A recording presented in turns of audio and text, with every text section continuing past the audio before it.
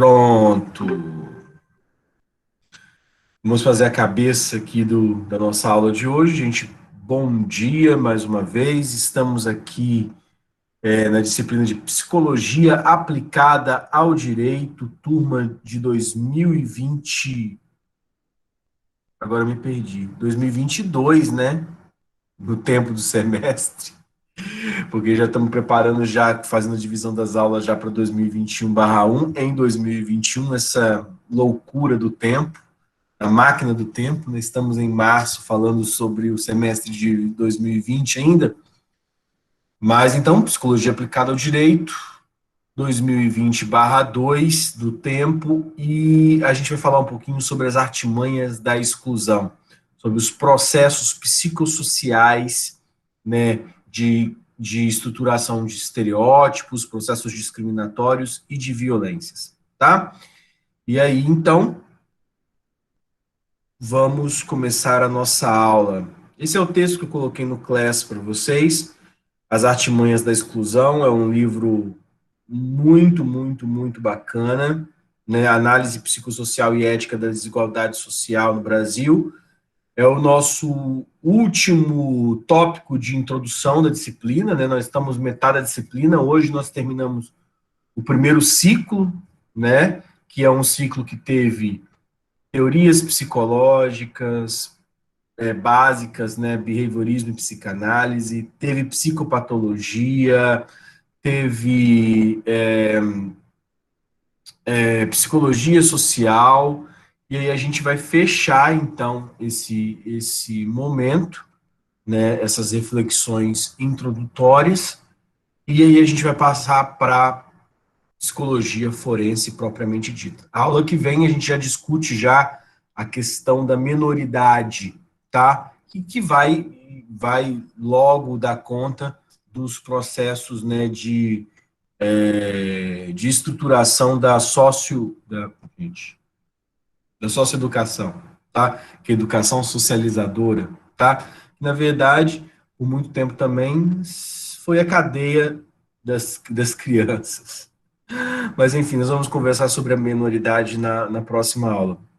Hoje, então, última aula de psicologia social, e aí eu trago para vocês o tema dos processos psicossociais da exclusão, um texto da professora Denise Jodelet, tá? A professora Denise Jodelet é professora da École des Hautes Études en Sciences Sociales em Paris, uma renomada pesquisadora na área de representações sociais, foi discípula direta do grande professor Serge Moscovici.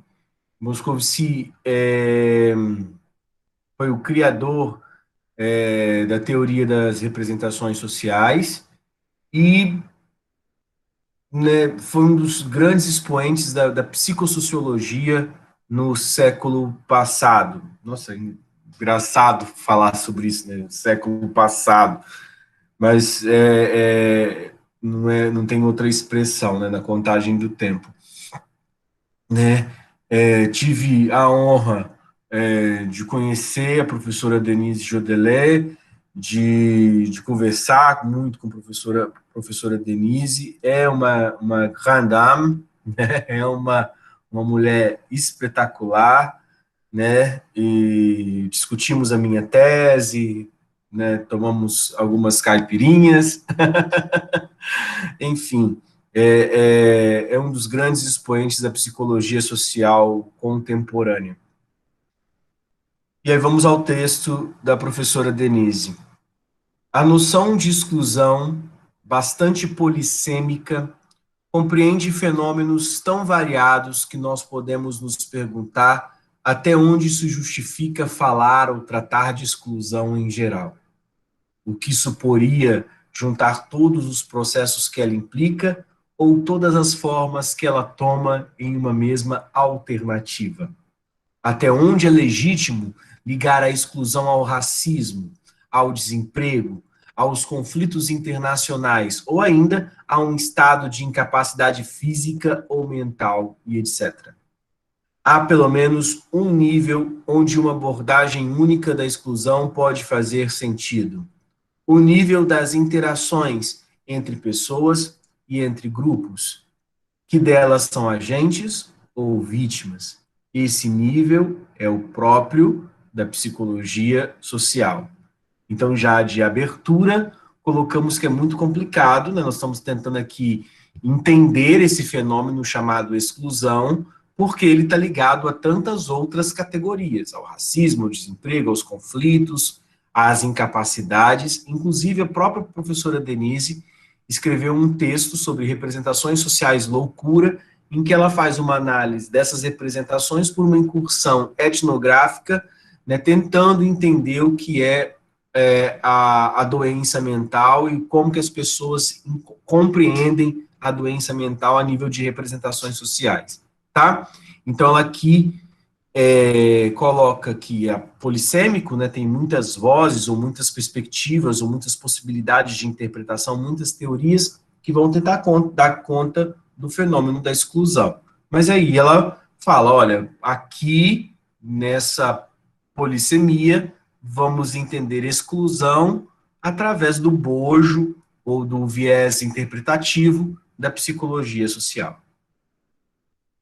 Com efeito, a exclusão induz sempre uma organização específica de relações interpessoais ou intergrupos, de alguma forma material ou simbólica, através da qual ela se traduz, no caso da segregação, através de um afastamento, da manutenção de uma distância topológica.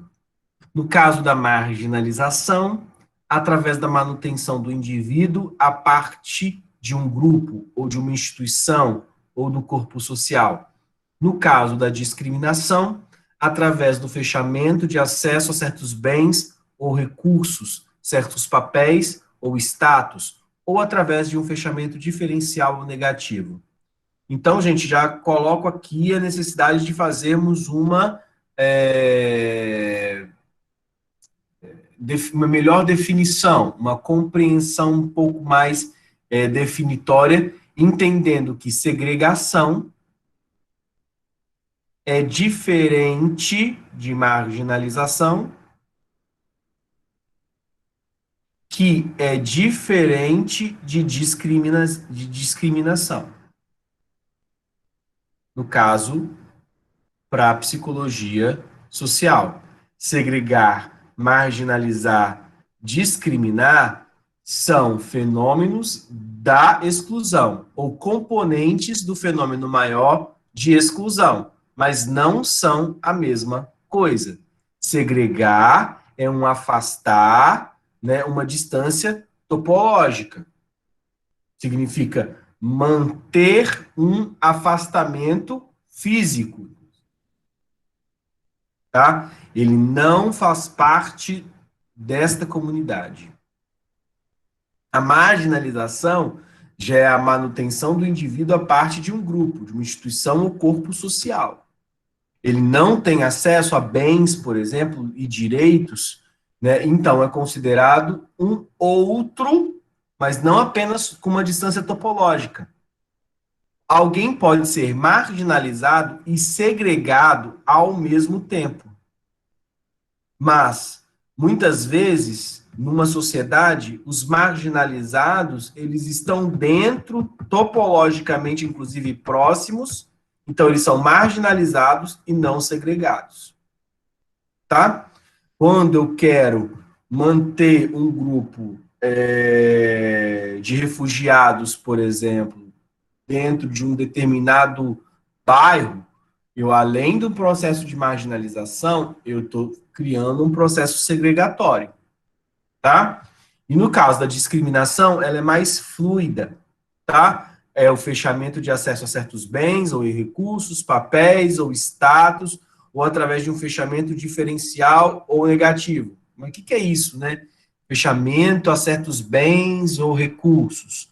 É considerar que aquela pessoa não pode ter acesso a certas coisas. Tá? Vamos lá. Essas coisas vão ficando mais claras no decorrer do texto. Decorrendo de um estado estrutural ou conjuntural da organização social, ela inaugurará um tipo específico de relação social. sendo resultado de procedimentos de tratamento social, ela se inscreverá em uma interação entre pessoas ou entre grupos. Ela aqui, gente, não estão falando do conceito que nós estamos usando, ela, a exclusão, tá? Pode-se, então, no mínimo, esperar do estudo das relações sociais que ele revele os processos marcados por diferentes alternativas de exclusão. É por isso que a psicologia social pôde e pode ainda trazer uma contribuição original para a análise desse tipo de fenômeno. Nós examinaremos em seguida, a este capítulo, a especificidade da abordagem psicossocial e alguns dos conceitos e modelos de interpretação que ela desenvolveu ao longo de sua história, apoiando-se em diversos métodos, indo da pesquisa no meio real à experimentação em laboratório. Tá? Eu achava, gente, inclusive hoje, que seria muito mais bacana vocês assistirem uma defesa de doutorado que vai começar às 9 horas, né? Na UFMG, de uma grande amiga minha, a professora, gente, essa grande amiga, eu não posso esquecer o nome, né? Ingrid Gianodoli, a professora Ingrid, a gente faz parte do mesmo grupo de pesquisa, né? E do mesmo grupo da ANPEP, né, o grupo de pós-graduações em psicologia, né, que trabalha com o tema de memória, representações e processos de exclusão. E hoje uma das alunas da Ingrid vai fazer uma defesa, né, e na banca tem pessoas de muito peso, né, professora Ângela Almeida, da UNB, professora Zeide Trindade, que foi inclusive minha orientadora de doutorado da UFES, professor Ricardo Vieira Alves, né, da UERJ, e professora Fátima, da Universidade Federal de Pernambuco. Aí eu falei assim, nossa, se os meninos pudessem assistir, porque o tema é sobre marginalização e processos de exclusão na rua, com moradores de rua, tá? Mas aí eu falei assim, não, vai ser, os meninos vão cair lá de paraquedas, e aí vai ficar chato, né, porque, tipo, a gente tem que tratar primeiro o que é o tema da exclusão, o que é exclusão do ponto de vista originário, né? Para depois a gente tentar entender esses fenômenos, mas a partir de uma leitura do que a psicologia social entende por processo de exclusão. O modo através do qual a psicologia social tenta dar conta das relações sociais apresenta dupla característica. Uma consiste em focalizar as dimensões ideais e simbólicas e os processos psicológicos e cognitivos que se articulam aos fundamentos materiais dessas relações. Então, gente, ó, já entramos numa questão. Quando a gente fala de exclusão, nós estamos falando de processos que têm dimensões psicológicas e cognitivas e que têm dimensões outras, que são as simbólicas, ideais, beleza, e ainda as questões materiais, tá, desse processo de exclusão. A outra aborda as dimensões e processos, né, no caso, as relações, né, a dupla característica. A outra, essas dimensões e processos considerando o espaço de interação entre grupos e pessoas, no seio da qual se constroem e funcionam. É o mesmo que dizer que essa abordagem pressupõe a existência de um laço social, seja ele perverso ou pervertido, tá? Mas justamente a ideia da existência de laço social, ou de vinculação social, de estabelecimento de relação de alteridade. E é aí que ela pode ter alguma coisa a dizer sobre exclusão. Ela, a psicologia social. Em se tratando de exclusões socialmente produzidas, a psicologia social não opõe um tipo de interpretação psicológica a um outro, que é sócio-histórico, cultural e econômico. Ela, na verdade, conjuga as interpretações. Ela tenta compreender de que maneira as pessoas ou os grupos são objetos de uma distinção, são construídos como uma categoria à parte. E aí já temos aqui uma outra situação, que é o fato dos grupos serem objeto de um processo de distinção ou de diferenciação para promoção do que nós estamos chamando aqui de exclusão. Para dar conta dessa construção social, diversos modelos teóricos foram propostos. Referindo-se a dinâmicas psíquicas ou processos cognitivos, eles colocam em jogo noções elaboradas no seio da psicologia social, tais como o preconceito, o estereótipo, a discriminação, a identidade social, ou ainda apelam através da análise de discursos sociais, das representações sociais e, obviamente, a questão ideológica.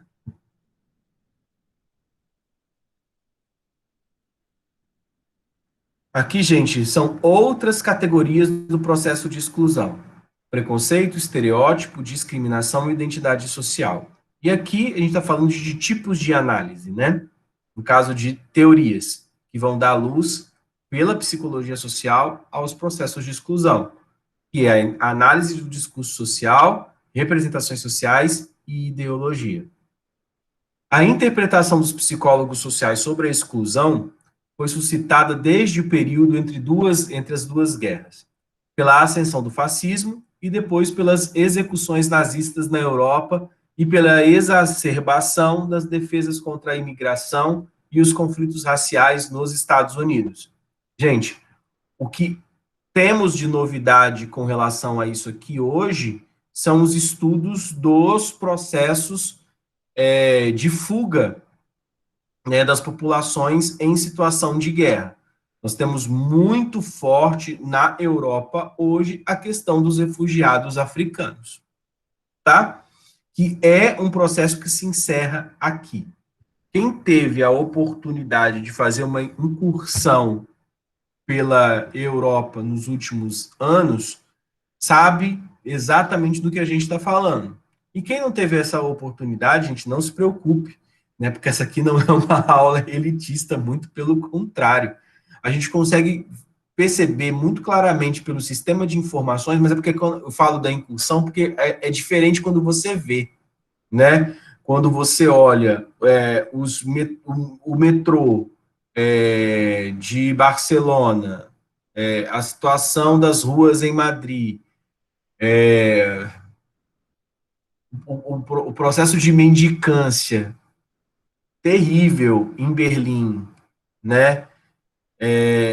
Você começa a dar conta, né? Eu tive a oportunidade de, em 2017, estar no Gare do Norte, na Bélgica, e eu estava esperando, né, um Flixbus para ir para Berlim, tá? E falou assim, eu vou economizar aqui, vou de bus mesmo, e fui para Gare do Norte. Gente, a situação da Gare do Norte era terrível. Gare do Norte, na estação do norte da Bélgica. E, assim, eu estava barbudo à época, né, com a barba um pouco maior do que essa daqui, e aí as pessoas me confundiam com romeno, aí queriam se aproximar e conversar comigo, e isso era por volta das 10 horas da noite, e assim, um consumo de drogas gigantesco, a rua completamente tomada pelo odor de urina, e enfim, uma situação de situação muito difícil. Não para mim, estava ali como turista, mas aí depois eu comecei a conversar com alguns ali, tentando ali desembolar um francês, e uma situação complicadíssima, complicadíssima, porque da Gare do Norte, você aponta, assim, você vê a sede da ONU, né? A sede da ONU é muito próxima ali, né? E você via todos os processos, esses processos de exclusão ali, porque você percebia que não tinha lugar para essas pessoas. E elas não estavam ali, assim, estavam naquela situação ali deplorável, e vinha gente trazendo comida e tudo mais, mas as pessoas ali queriam emprego.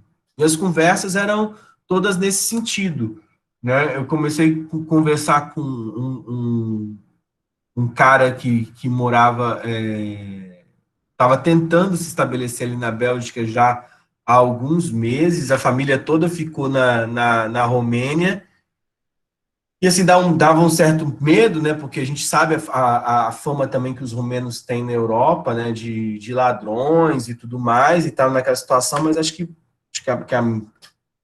a minha situação ali era diferente. E difícil, sabe? Colocando que ele estava tentando levar a comida, mandar comida para a família dele, tá? E ainda estou pensando dos refugiados europeus dentro da própria Europa, porque isso é uma coisa que não é falada, né? Porque o leste europeu também está passando um processo de exclusão terrível, né? De empobrecimento muito grande. Né? Então, não estou nem pensando os senegaleses e, obviamente, os muçulmanos que também fazem parte desse processo migracional, tá? Mas na Bélgica não percebi que haviam tantos africanos quanto na Espanha e quanto na França. Então, quer dizer, ainda tem ainda uma questão geográfica, uma divisão. Mas, enfim, os estudos sobre exclusão, eles vão ter a sua ascensão, a sua maior, o interesse, trazer o interesse dos psicólogos sociais, especialmente a partir do fascismo, das guerras e, obviamente, do Holocausto alemão. Centralizado inicialmente como a sociologia entre as relações raciais, ela se estendeu às relações estabelecidas no espaço social e político, e em contínuo indo do conflito à cooperação entre grupos de todas as espécies, né, de toda espécie, diferenciados segundo critérios de atividade ou de pertencimento social, nacional, cultural e etc. Uma mesma questão abrange todas as pesquisas, o que faz com que em sociedades que cultuam valores democráticos e igualitários, as pessoas sejam levadas a aceitar a injustiça e a adotar ou tolerar frente àqueles que não são seus pares ou com eles práticas de discriminação que os excluem, né? Que é praticamente um campo de disfasia cognitiva, porque é o entendimento contraditório, do contraditório, né? Como sociedades consideradas com valores construídas por valores democráticos igualitários, aceita ou conserva princípios de intolerância a ponto de justificar medidas, né, de discriminação e de exclusão. Como que isso é possível? Né? Sempre reiterada, essa questão orientava a busca nos processos psicológicos e sociocognitivos ligados às relações intergrupais, a explicação dos fenômenos que não podiam somente ser explicados pelas análises históricas, macrosociais ou econômicas, que é o que geralmente as pessoas querem dar conta dos processos de exclusão e de discriminação, tá? Quer entender historicamente como aquele grupo se constituiu, né, as funções hierárquicas e sociais ligadas aos fatores econômicos que geraram a marginalização, a pobreza, né, e muitas vezes o racismo étnico e tudo mais, né? Agora, existe outra coisa aqui que a psicologia vai estar analisando, além desses fenômenos da sociologia ou fenômenos sociais, que é, obviamente, as relações entre os grupos, ou as relações intergrupais, tá? Que, obviamente, é um processo que passa pela ideia de identidade, tá? A atenção dirige-se primeiramente aos comportamentos hostis, né, ou violentos, que dão à exclusão manifestações extremas, sendo as primeiras delas os linchamentos ou pogroms, tá? É a mesma coisa, tá? A gente tem visto menos aqui no Brasil, tá? Mas durante algum tempo a gente tinha demais. Na década de 70, 80, a gente era comum nas comunidades, inclusive no Espírito Santo, tinha bastantes linchamentos, tá? Que é quando a sociedade não aceita de fato um indivíduo, que é considerado um membro externo, e que ele é violentamente assassinado pelo grupo. Então não tem uma pessoa que o matou, tá? Inclusive, lembro a pessoa aqui do professor Lídio de Souza, que foi um dos maiores estudiosos de linchamentos no Brasil e que era professor da universidade aqui do Espírito Santo, né, a nossa universidade. Esta atenção não se desviou com o tempo, colocando as condutas de agressão sob iluminações complementares. Desde antes da Segunda Guerra, a teoria da frustração, agressão, inspirada na teoria freudiana, acentua a existência de motivações hostis que podem ser ativadas por um sistema de frustração. O impedimento de atingir um objetivo, o entrave de uma necessidade, provocaria um estado de cólera que aumentaria a tendência agressiva. Aqui, advogados, essa teoria para vocês aqui, para quem vai tratar ainda, inclusive, de direito público ou de direito penal, é interessantíssima. É a ideia de agressão originada por uma frustração, tá? Só dar um exemplo de como que essa teoria da frustração-agressão ela aconteceria na prática. Bom, vamos lá. Se eu tenho dentro de um país, e na Europa hoje isso está muito comum também, dentro de um país, as pessoas que são daquele país não conseguem emprego, elas vão rejeitar o emprego dos outros, tá? No caso dos migrantes, dos refugiados. Ele não aceita, né? A gente percebe hoje na geopolítica internacional isso aqui também acontecendo na Turquia, tá? A gente tem uma invasão, né, da guerra da Síria, né, de sírios migrando em direção à Europa, e a mediação ali por terra é a Turquia. E aí, só que a própria Turquia enfrenta problemas para alocar os turcos nos postos de trabalho.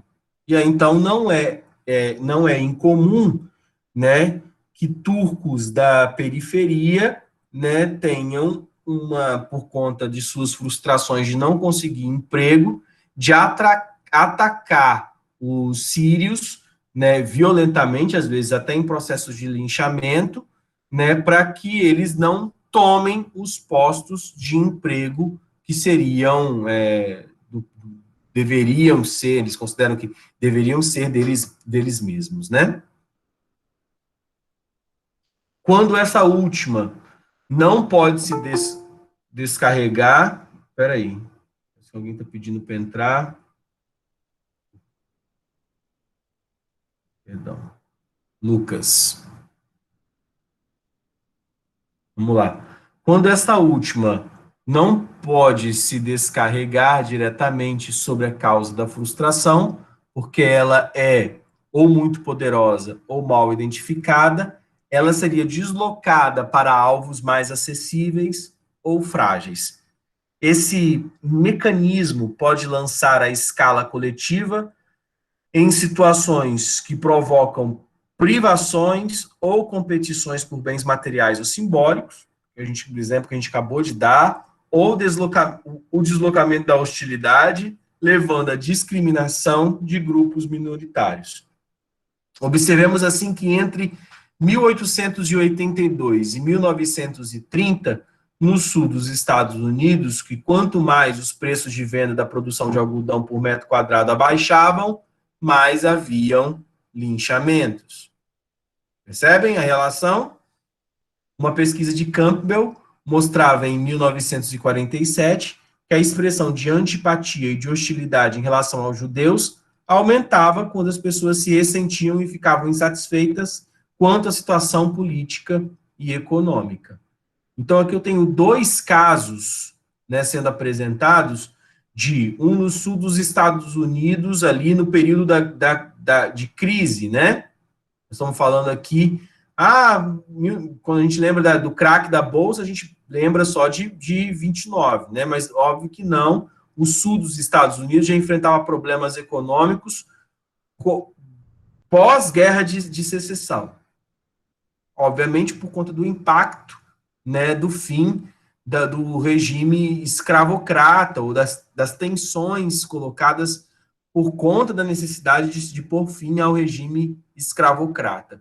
Então, você começa a perceber que dessa ordem aqui, né, da ausência da queda de produtividade no sul dos Estados Unidos e, obviamente, dos problemas políticos que eram originários ali, né, a gente está falando de todo um regime agrário estadunidense que estava sendo colocado em xeque e que vai gerar linchamentos, obviamente, com teor racista, tá? Esses linchamentos de 30 aqui vão ter expressão pós-30, durante boa parte da segunda metade do século XX também, com o desenvolvimento das associações de orgulho branco, que eram expressões como o Ku Klux Klan, tá?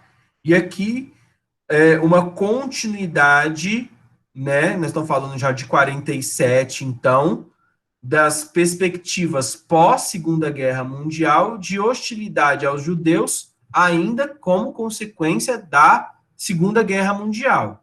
Então, quando a gente fala dos processos de discriminação semita na Europa, gente, isso não se traduz pelos campos de concentração do nazismo, tá? Esse processo sabe, daquilo de o Hitler estava certo, né? Tipo, esse precipitado, digamos, que veio do processo discriminatório da Segunda Guerra Mundial, ele se mantém ainda como antipatia e hostilidade semita durante muito tempo, tá? Tanto que os grandes movimentos sociais da segunda metade do século XX na Europa, né, eram, de fato, em defesa dos humanismos, tá? Tanto que é na segunda metade do século XX que a gente começa a ver as expressões geopolíticas e a tentativa, então, de compreensão de um humanismo em torno da ideia de welfare state, né, de estado de bem-estar social, o mais igualitário, o mais abrangente possível, né? E, obviamente, esse welfare state foi colocado em xeque durante várias vezes, né? E hoje a gente considera que ele já praticamente não existe no próprio continente que o criou. O fenômeno de deslocamento sobre um bode expiatório nem sempre faz aparecer comportamentos abertamente agressivos, mas mesclados de atitudes depreciativas, sob a forma de preconceitos e de estereótipos negativos, né? O bullying está todo internalizado aqui, ou presente aqui. Ele pode ser entravado em sua expressão pelo temor de desaprovação social, o que aponta a influência do controle social sobre esse tipo de processo intraindividual que outros modelos expressam.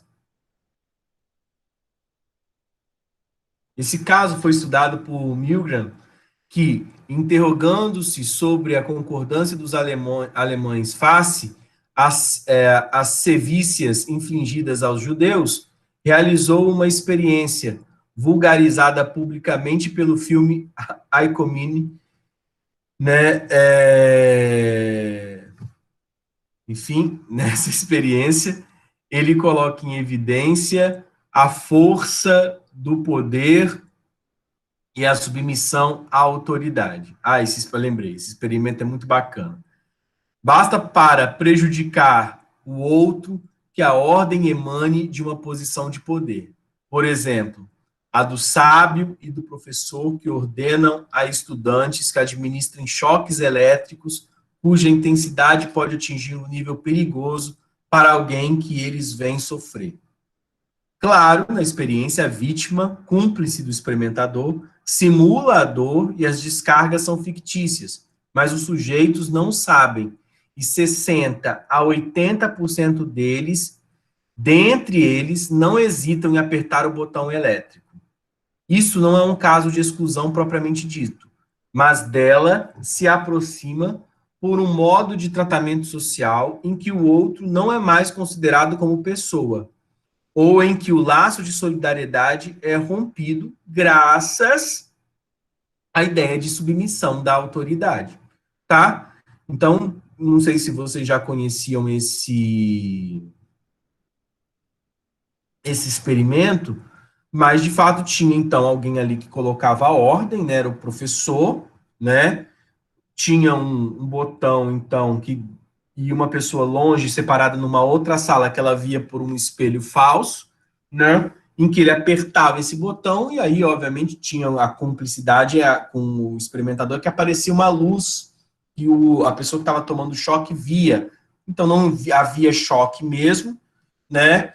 Mas, ó, colocava assim, ó, agora vamos dar uma descarga de 10% da carga total. E aí a pessoa só dava um choquezinho, até ria, tal, não sei o quê. E ia aumentando esse choque até chegar num choque que poderia ser letal. E porque tinha alguém mandando ali 60% a 80%, não questionavam. E apertavam o botão. Falavam assim, mas sério que eu vou... Mas, às vezes até, tipo, será que isso não vai matar, não vai fazer mal, não sei o que, mas aperta o botão. E a pessoa lá ia e apertava, tá? Então, se num experimento aparentemente bobo como esse, a gente consegue perceber como os laços sociais são ainda muito frágeis, em que as pessoas conseguem perder de súbito a relação humana que estabelecem com o outro. Tipo, não, a maioria das pessoas não questiona, são um comportamento, inclusive, de manada, né? Muitas vezes, nos linchamentos, as pessoas que participavam de atos de linchamento eram perguntadas logo depois, né, por que tinham feito aquilo, né, ido lá e dado uma facada também, ido lá e dado uma pedrada também, e elas não sabiam o que estava acontecendo. Ela falou assim, eu segui o instinto, eu vi todo mundo batendo e eu achava injusto que fulano tinha morrido, que ciclano tinha sido assaltado, e eu ia lá querer fazer justiça também, né? Então a ideia de justiça com as próprias mãos, a ideia de que você consegue resolver as coisas, causam muitas vezes estes processos de violência, em que se perde por completo a noção de que ali existe um sujeito, existe uma família, existe uma situação, e muitas vezes esses processos, eles nem estão, na verdade, relacionados ao cometimento de crime do ponto de vista direto, falando, né, com nexo de causalidade. Vou dar um exemplo para vocês, né? Existem casos de atropelamento hoje em que o sujeito, eu vou falar para vocês, ó, ele tem que dar um jeito de sair daquele ambiente mesmo, porque o risco dele ser acometido por um processo de linchamento ainda existe, tá? Tipo, enfim, não tô aqui, obviamente, fazendo a defesa do atropelador, pelo amor de Deus, hein, gente? Não se trata disso, né?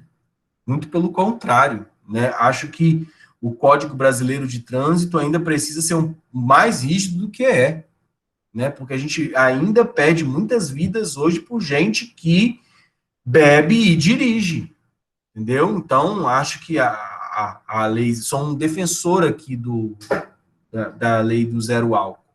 Agora,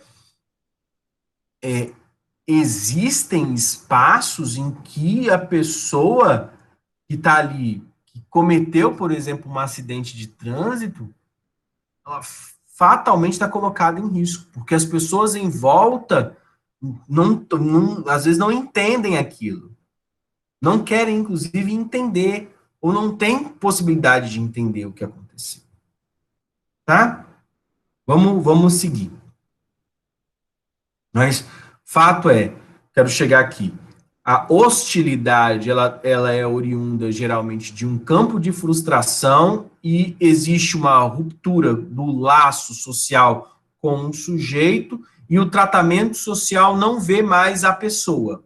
Ela vê o refugiado como uma categoria outra, ela vê a etnia, esse aqui é muçulmano, esse aqui é judeu, esse aqui é árabe, esse aqui é romeno, esse aqui é negro, esse aqui é outro, e aí não vem a pessoa com o nome, sabe? Não é o Mohammed, não é o de Emerson, não é o Akin, não é, sabe? É o sujeito com o qual o que eu tenho que exterminar, que eu tenho que lutar, que eu tenho que tirar do meu campo, porque ele é responsável por essa estrutura de fragilidade que eu vivo. Gente, a gente procura bode expiatório para praticamente tudo que a gente tem na vida. O senso humano de assumir as responsabilidades pelas suas próprias crises é muito pequeno. Vocês lembram que eu já falei isso quando eu estava falando das teorias, né? Se eu não me engano, se eu não falei na psicanálise, eu vou falar agora, mas tem gente que não consegue dar conta da própria vida e quer sempre arrumar um culpado. Tipo, não é minha culpa isso, é culpa da minha mãe que me deu essa formação, a culpa é do meu pai que não me deu amor, a culpa é da minha família que tem pouco dinheiro, quer dizer, a culpa é do outro. Essa é a relação de alteridade que a gente precisa fazer uma séria reflexão. A interpretação de que o verdadeiro culpado pelas minhas mazelas é o outro. E aí, óbvio que se o outro me agride, se o outro me golpeia, eu vou querer desferir um golpe em contrapartida. E aí nós temos o seio da violência, né? Mas muitas vezes não é o outro. Aquele outro ali, ele só está representando em meu imaginário a figura do contraventor, no caso, daquele que tá contra mim, que está me espoliando, que está me machucando, que está tirando o emprego da minha família, que está me colocando numa situação de vulnerabilidade. Então, eu tenho que matar esse outro, né?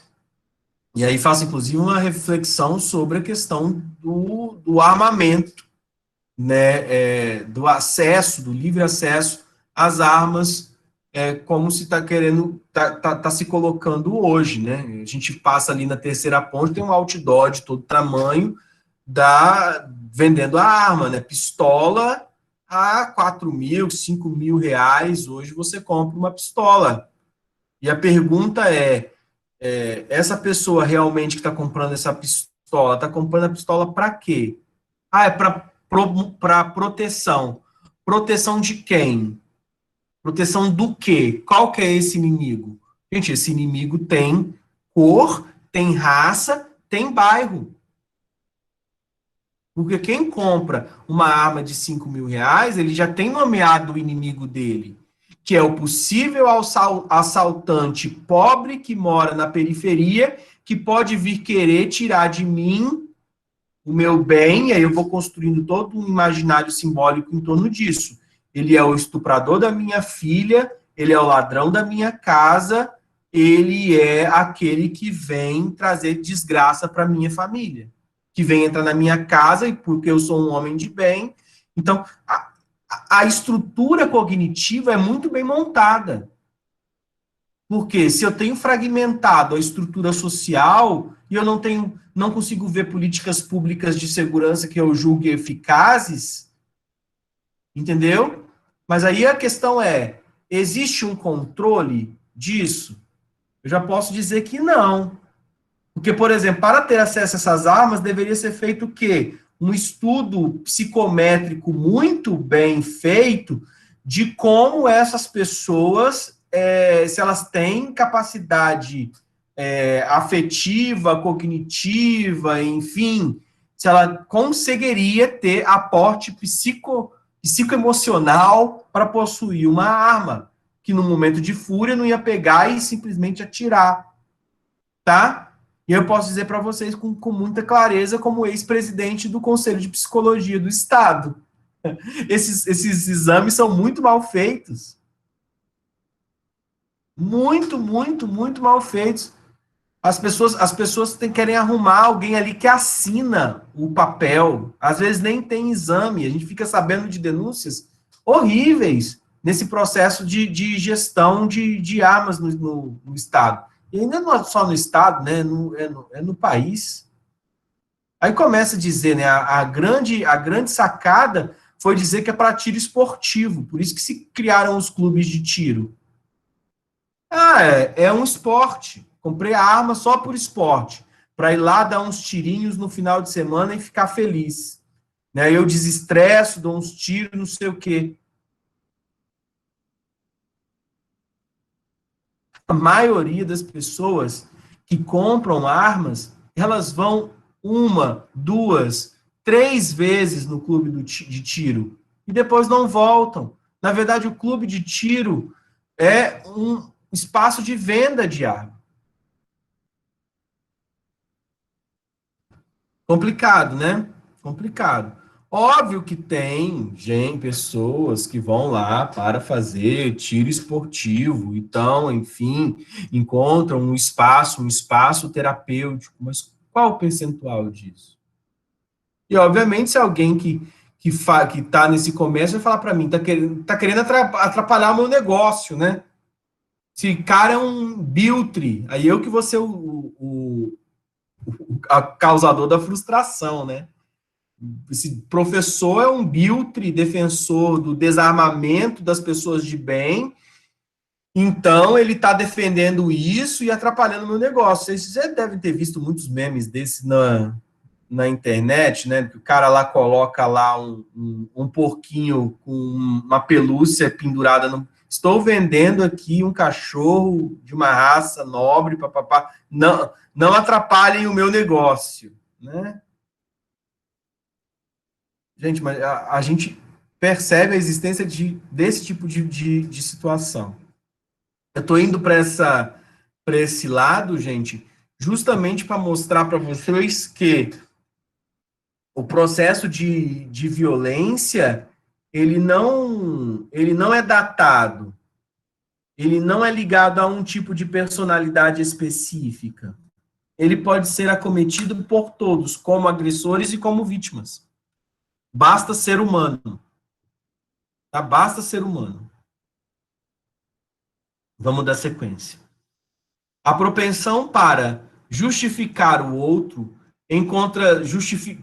prejudicar o outro, perdão, a propensão para prejudicar o outro encontra justificações nas concepções de senso comum, sobretudo aquelas que dizem respeito à explicação causal e à atribuição de responsabilidade das situações nas quais a pessoa se acha vitimizada. Ela precisa arrumar uma explicação. É o que mostra uma outra experiência dramática de Lerner, sobre a crença em um mundo justo, segundo o qual os sujeitos têm o que merecem e merecem o que eles têm. No quadro de uma experiência planejada para desencadear emoções, estudantes foram convidados a observarem uma tela de televisão funcionando em um circuito fechado, uma mulher que eles deveriam avaliar com a ajuda de uma lista de traços psicológicos. A cena retransmitida faz pensar que nós administramos choques elétricos na mulher, que também é cúmplice do experimentador. Finge receber descargas muito intensas e simula uma forte dor. Informa-se a uma parte dos sujeitos que participava da experiência que essa sessão seria de curta duração. sendo que a outra parte foi informado que ocorreria em uma sessão de longa duração. Então, um grupo, curta duração, de poucos choques, outro, uma sessão de longa duração, muitos choques. Os resultados mostram que, quanto mais se pensa que a pena infligida é forte e longa, menos se está inclinado a avaliar positivamente a vítima. Vocês entenderam? Que é o seguinte, se ela estava tomando muito choque, e só assim, é porque merece, é porque é uma pessoa ruim. Se estava tomando pouco choque, é uma pessoa boa. Entendeu? Tipo assim, fez algum delito leve. Então, pouco choque, delito leve. Muito choque, delito grave. Pouco choque, olhar para essa mulher e falar, ela aprendeu a lição, ela vai ser uma pessoa melhor agora. Muito choque, e essa mulher não presta, não, nem adianta. Essa mulher talvez nem vai se corrigir. Entendeu? Os resultados mostram que, Quanto mais se pensa que a pena infligida é longa, é forte e longa, menos se está inclinado a avaliar positivamente a vítima. Esse tipo de incriminação não é estranho ao tratamento reservado aos doentes de AIDS, quando lhes atribuímos a responsabilidade de sua contaminação. Nos contextos sociais onde dominam valores e crenças que favorecem o desprezo das vítimas, porque elas são vítimas maltratadas e exploradas, pode ser difícil adotar uma posição contrária ao termo de nos encontrarmos em uma situação incômoda em relação ao grupo ao qual pertencemos. Eu vou explicar melhor isso com o próprio exemplo da AIDS, tá?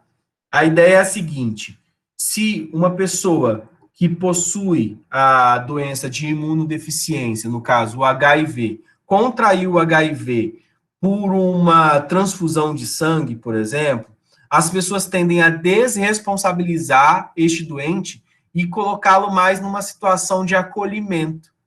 Agora, se contraiu o HIV porque é filho, a mesma coisa. Ah, ele não tem culpa deste mal, tadinho, tem que ser ajudado. Vamos lá, vamos criar políticas públicas de saúde para pagar, não sei o quê. Agora, não, ele contraiu numa relação sexual sem uso de preservativo. Assumiu totalmente a responsabilidade, né? Tá pagando aí pela burrice, porque não se preveniu. Percebem a diferença dos discursos? São justificativas cognitivas, que vão dizer se uma pessoa pode sofrer mais ou sofrer menos, ou receber mais apoio ou não receber apoio, simplesmente porque na minha cabeça eu acho que uma justificativa é melhor do que outra. E aí, obviamente, vão ser construídos os apelos para a construção de políticas públicas ou não. Se a gente acha que tem que colocar dinheiro ali ou não, se acha que a política e a sociedade tem que dar chances para essa pessoa ou não, que tem que acolher essa pessoa ou não. Tá?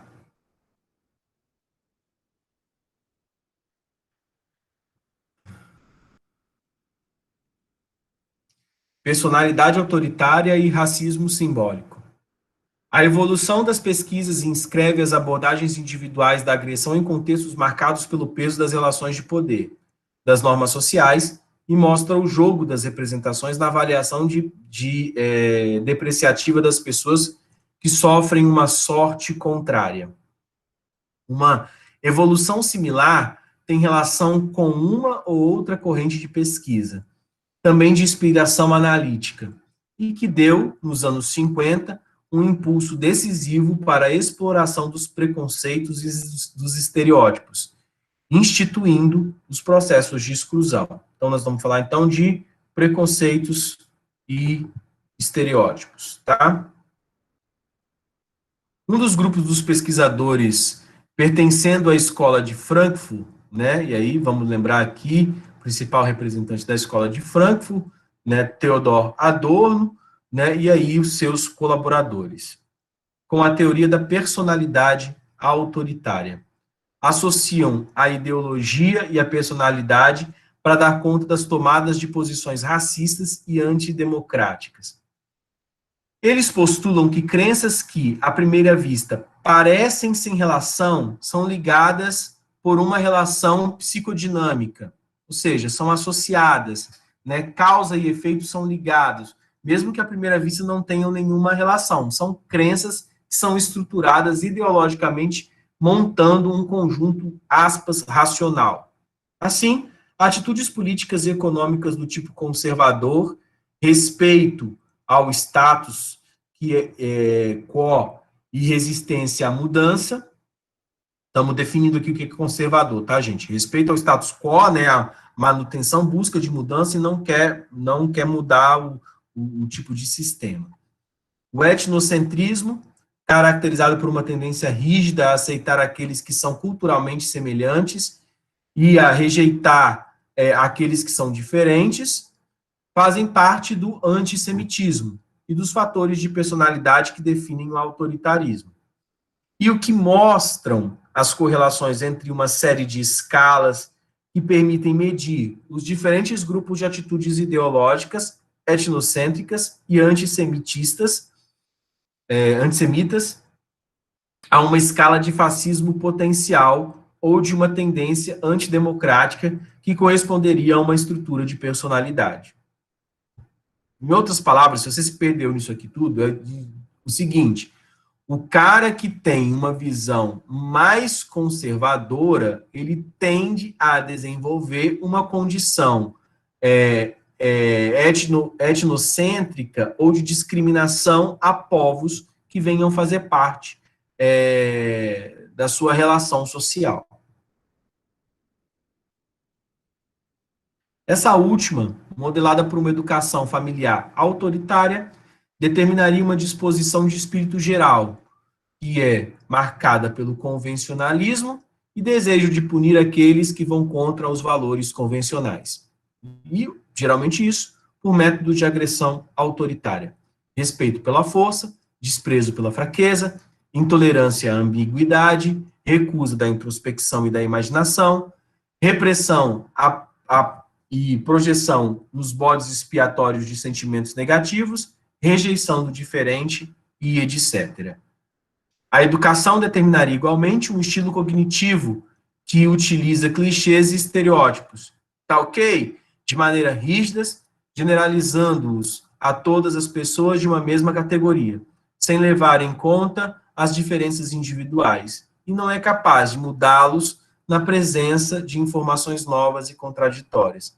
Características que também especificam o funcionamento do preconceito. Gente, acho que eu não mereço explicar esse parágrafo. Ele está muito claro. Eu corro até o risco de perder o meu emprego se eu explicar esse parágrafo demais. Porque ele é muito atual. Ele é completamente atual. Dá para você tirar uma foto, em vez de escrever texto no Instagram, você tira uma foto desse parágrafo. Entendeu? E você consegue compreender parte gigante do que nós vivemos no Brasil hoje. Eu vou me ater a repetir esse parágrafo novamente. Vou até fazer aqui, olha que bonito, ó, desenhando aqui. Ó. Esta última, a gente está falando de uma personalidade conservadora, né? Essa última é a autoridade, a personalidade autoritária. Modelada por uma educação familiar igualmente autoritária, determinaria uma disposição de espírito geral, que seria, que espírito geral é esse? Qual a disposição desse espírito geral? Convencionalismo. Gente, vocês entendem o que é convencionalismo, né? A pessoa só enxerga aquilo que é conveniente para ela. A cognição é elaborada a partir da convenção. Desejo de punir aqueles que vão contra os valores dessa convenção, que é os que pensam diferente, por intermédio de uns preceitos de agressão autoritária. Respeito pela força, desprezo pela fraqueza Você não vai ser um mariquinhas, né? Intolerância à ambiguidade, recusa da introspecção e da imaginação, negócio de artes, filosofia, sociologia, né? Repressão e projeção nos bodes expiatórios de sentimentos negativos. O culpado disso, repressão e projeção nos bodes expiatórios de sentimentos negativos, rejeição do diferente e etc. A educação determinaria igualmente um estilo cognitivo que utiliza clichês e estereótipos. Clichês e estereótipos. Clichês e estereótipos. De maneira rígida, generalizando a todas as pessoas de uma mesma categoria, sem levar em conta as diferenças individuais, e não é capaz de mudá-los na presença de informações novas e contraditórias. Não adianta você falar, a pessoa só acredita, é aquilo ali, pronto. Entendeu? Porra! Não compramos vacina antes, velho. Porque o Butantan ia fazer.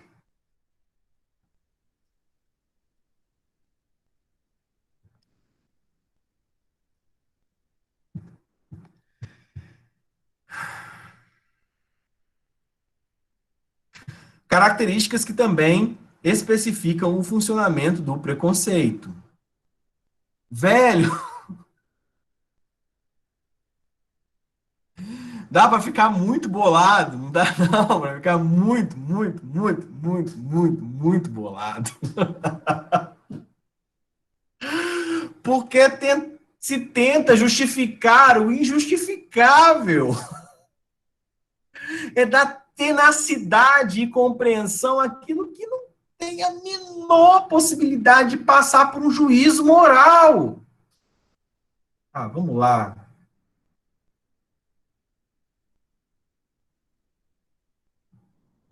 Esse modelo do qual se pode dizer que afetou a vida americana, propondo uma teoria do preconceito, que se tornou um elemento da cultura popular e uma força contra a discriminação racial. Foi criticado no plano metodológico e pelo caráter excessivamente individualista dos fatores explicativos das discriminações intergrupos. No entanto, a articulação que se estabeleceu entre o sistema de atitudes sociopolíticas e uma estrutura mental ligada ao modo de socialização atraiu a atenção para o papel dos grupos de pertencimento e, mais amplamente, para os sistemas de comunicação institucionais ou midiáticos na transmissão e enraizamento dos preconceitos, tanto quanto para suas dinâmicas psicológicas. Ele conhece ainda explicações no estudo das relações intergrupos, entre grupos, que colocam em evidência o laço entre autoritarismo, definido pelo convencionalismo, agressão autoritária e submissão à autoridade, o conservadorismo político e a discriminação. Um estudo realizado no Canadá mostra que um nível elaborado de autoritarismo de direita é o melhor preditor da manifestação de preconceitos contra grupos minoritários. Quebequenses, no caso a gente está falando no Canadá, né? Então está falando de moradores do Quebec, né? Homossexual, indiano, paquistanês. Seriam os grupos minoritários, né? Lá. Esse tipo de atitude é justificada pela crença de que estes últimos constituem uma ameaça para os valores aos quais estamos ligados. A exclusão. Aqui é meu dedo, tá? A exclusão corresponde aqui a um sentimento de incompatibilidade entre os interesses coletivos próprios, as comunidades em contato e o temor de uma privação fraterna, afetando as posições e privilégios daquela a qual pertencemos. O modelo chamado de racismo simbólico dá conta desse tipo de fenômeno ligado à evolução dos regimes reservados às minorias e que resultam em mudanças institucionais, exaltando em seu favor uma discriminação positiva, injunções da correção política, que tem a intenção de pôr em evidência uma personalidade democrática sensível às diferenças e as respeita. Nesse novo espaço social, os preconceitos mudariam de expressão. E assim, diversas experiências que examinam o modo através do qual a assistência a uma pessoa em perigo varia segundo seu pertencimento étnico. Colocaram em evidência um racismo vergonhoso. Esse, mascarado por uma adesão de fachada às normas de tolerância, manifesta-se em situações ambíguas ou de conflito. Eles começam a perceber que a estruturação da personalidade, obviamente, está ligada, então, à construção de processos de racismo e de discriminação, né? Quanto mais voltado para um pensamento de manutenção do status quo, maior a intolerância com relação à diferença, aos processos de alteridade. Quanto mais aberto aos processos de mudança, né, maior a possibilidade de aceitação dos grupos e o sentimento de um humanismo primordial, de um humanismo que abarca todos sobre a mesma ótica de serem humanos. Mas não. O processo de categorização ele é criterioso, ele cria justificativas simbólicas e cognitivas para dizer que alguém merece ou não merece aquilo que tem. É como se dissesse o seguinte: eu mereço os privilégios que tenho por conta de uma dotação histórica que fez, com base no trabalho meritocrático dos meus antepassados, ter condições de ter isso. E aquele grupo não tem essas mesmas condições por conta de uma ordem material e simbólica que os colocou numa situação de subjugados e que eles têm que correr atrás para conseguir os mesmos privilégios que eu. E aí, então, essas diferenças nas relações assimétricas vão dispor relações de conflito intergrupal, porque os diferentes interesses colocam, então, em xeque os desejos mais primordiais e constitutivos do outro grupo. Então, quando se ataca, então, ali, simbolicamente, e o ataque simbólico é o prelúdio do ataque real, já estamos em um processo de violência simbólica, como definiria Bourdieu, mas que, na verdade, tem tudo para ser arrastado por uma violência material por conta dos processos discriminatórios. Tá? Preconceitos e estereótipos. Até aqui, vocês estão comigo, gente? Diz um amém aí se vocês estão comigo. O pessoal aqui que está com a câmera tá comigo. Beleza? O pessoal está entendido? Alguém tem? Beleza. Alguém tem alguma dúvida? Quer fazer uma colocação aqui? Tá? Eu com esse texto francês subversivo. Ok. Beleza. Desejo era da gente estar junto, né? Esse aqui é um texto para ser lido ali no sofá da Hebe. Ai, que saudade disso, de ir com os meus alunos da UFES ali pro barzinho, e aí vai, e nossa, que coisa maravilhosa que existia isso. Tinha gente, quem era de Coca-Cola tomava Coca-Cola, quem era de cervejinha tomava uma cervejinha, discutia o texto ali de noite, marcava ali. Saudades, saudades. Hoje eu conheço pouco o que vocês pensam.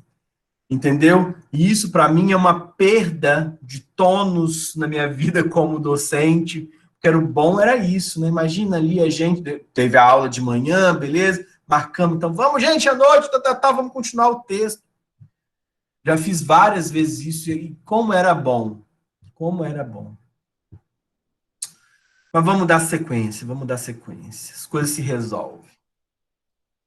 Preconceitos e estereótipos. Os modelos psicodinâmicos que acabamos de examinar fazem intervir dois mediadores importantes da exclusão: os preconceitos e os estereótipos.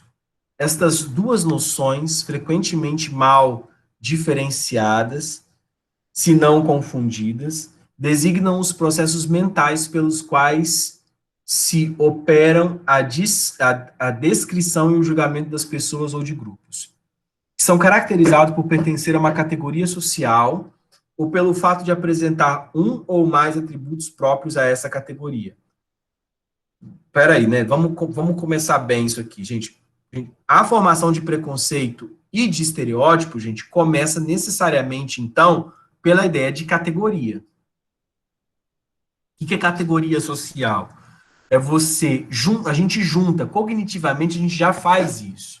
A gente junta as pessoas em grupos, tá? Então, assim, você olha certas categorias e você coloca assim, fulano é tal.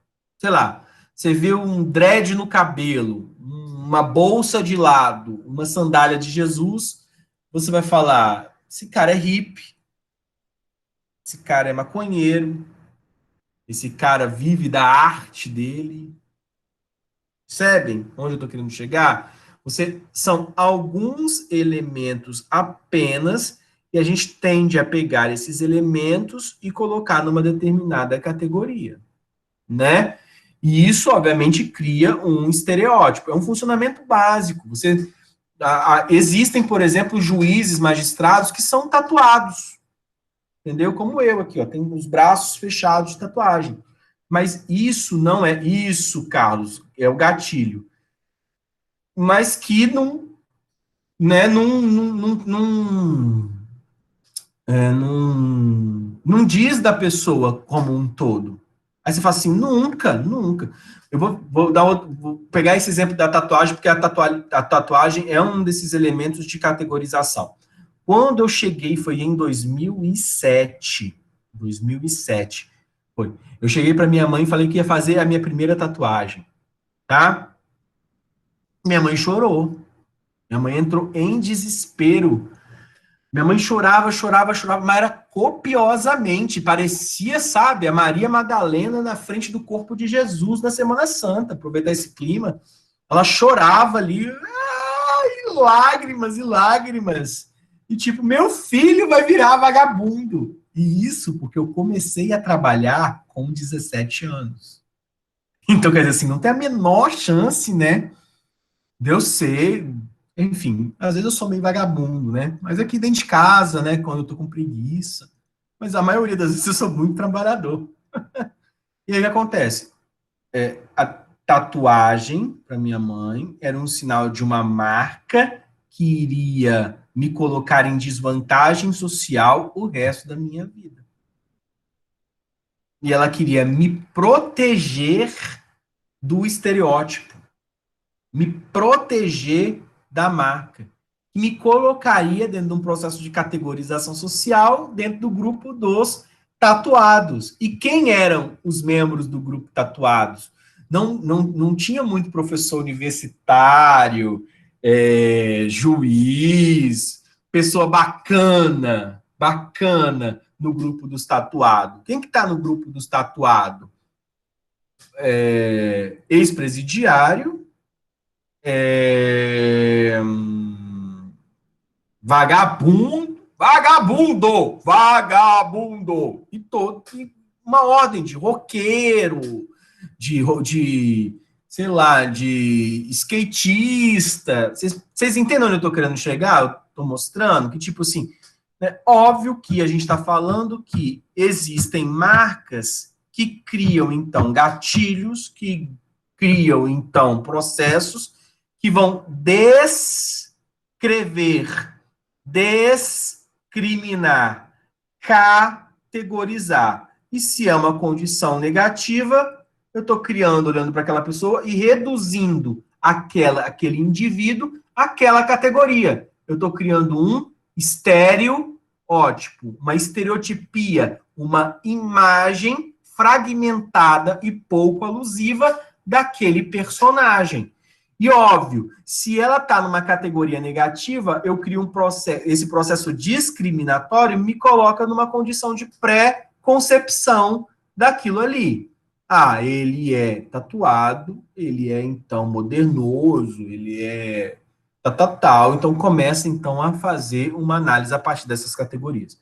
Ah, professor, todo processo discriminatório ele é ruim? Não.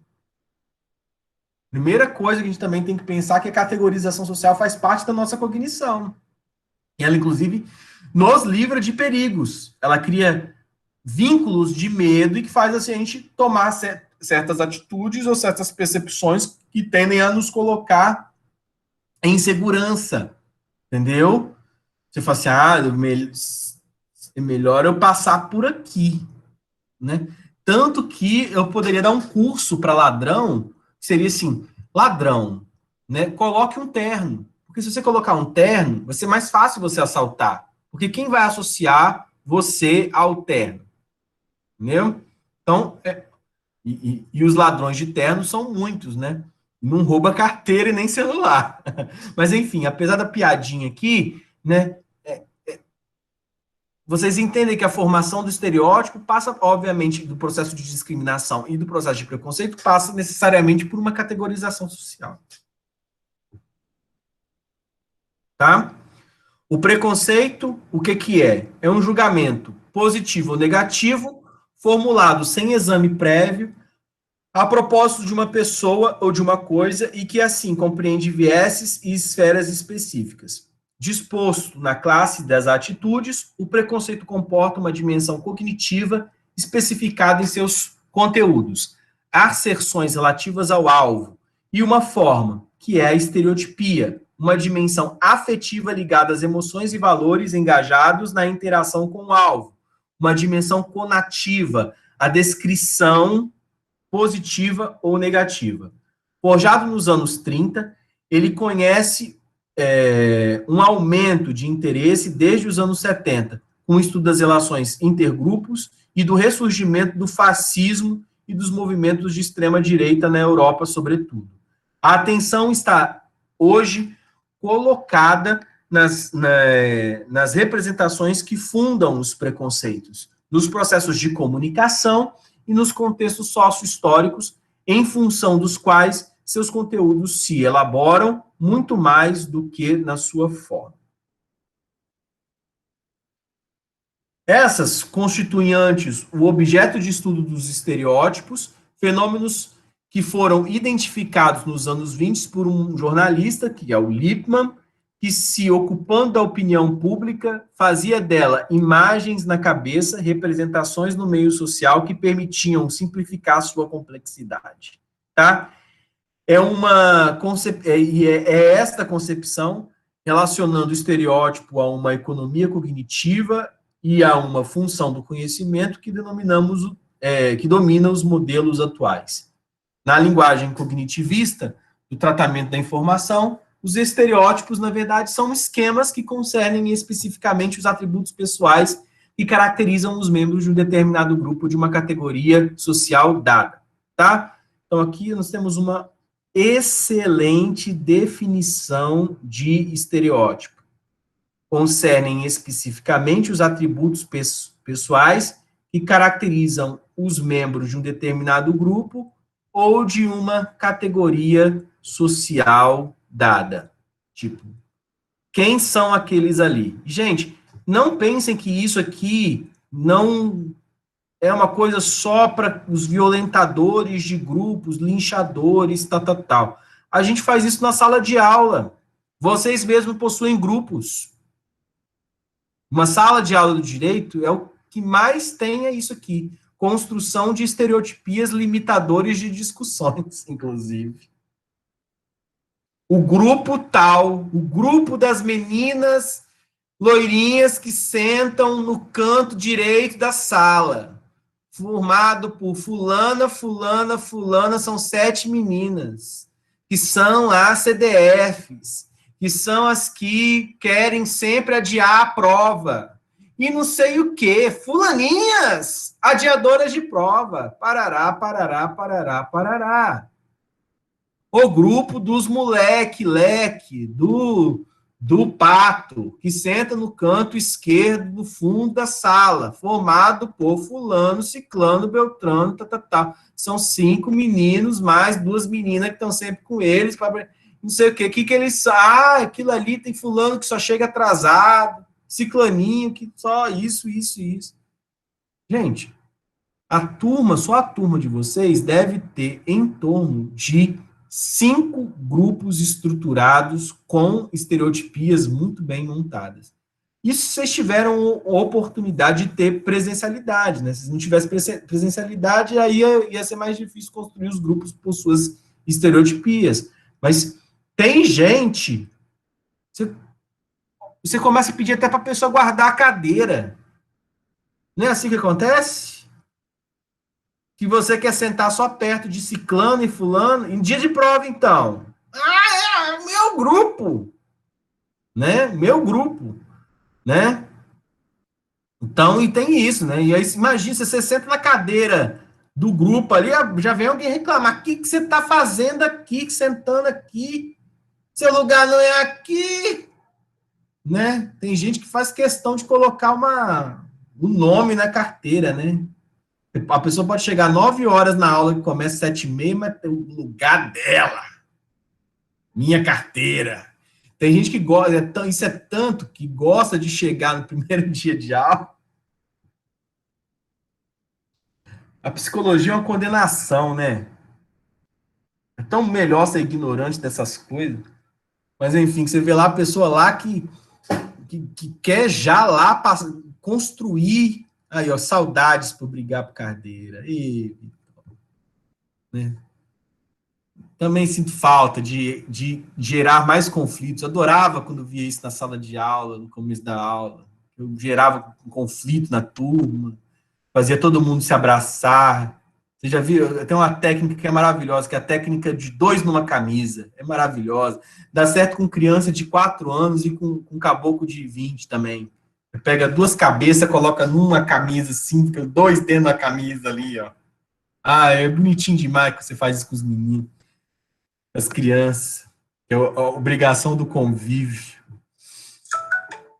Ai, gente, hoje nós estamos tão nostálgicos, né? Querendo sala de aula presencial. Eu tô nostálgico direto com isso. Puta que pariu, tá difícil. Vamos lá, mas então, esses processos de categorização, velho, eles estruturam todos os grupos, todos os grupos. Nós temos o grupo dos primos que se dão melhor, temos o grupo dos professores que se dão tal, né? É tipo assim, a mesma coisa que eu falo assim, o grupo dos professores de processo civil, né? É muito mais fácil você ver o abelha perto do Shein do que o... Vocês entendem o que eu estou querendo dizer? A gente vai se cumulando emotivamente, cognitivamente, modulando o nosso convívio e criando categorias, né? Então, nós vamos nos juntando, né? Os professores de psicanálise vão estar mais juntos, obviamente, do que os membros da psicanálise com o pessoal da psicologia institucional, entendeu? Estou pensando aqui nas psicologias, obviamente, para sair um pouco do universo do direito, mas são isso. E aí o que acontece? Nós vamos criando modelos mais simplificados do pensamento para explicar essas categorias que dão condição do surgimento de estereótipos, tá? Enquanto em que sua origem, as noções de preconceito e de estereótipo eram negativamente conotadas, de alguma forma patologizadas em razão de sua distância com relação às normas de racionalidade, de justiça e de humanismo, autores clássicos como Alport, mais cedo e bem antes do desenvolvimento das ciências cognitivas, os relacionavam aos limites da gestão da complexidade do mundo, da experiência cotidiana. É necessário, enquanto tudo isso que eu estou colocando aqui, gente, faz parte da teoria do Alport, tá? É necessário, no entanto, sublinhar o papel desempenhado nesta evolução pela teoria da categorização social que introduziu, desde 1971, uma mudança marcante no estudo das relações intergrupais e originou uma forte corrente de pesquisa europeia sobre os correlatos sociais e cognitivos dos pertencimentos categoriais, que é, então, Tagfel. Inclusive, tem que ser retomado no Brasil o Tagfel, gente. O principal obra do Tagfel, que versa sobre a questão da categorização social, só foi editada uma vez no Brasil, entendeu? Em 2 volumes, inclusive, e eu só consegui comprar num sebo, que foi uma sorte danada para ter esse bendito desse livro, e nunca consegui ter o volume 2. O volume 2 eu tenho Xerox.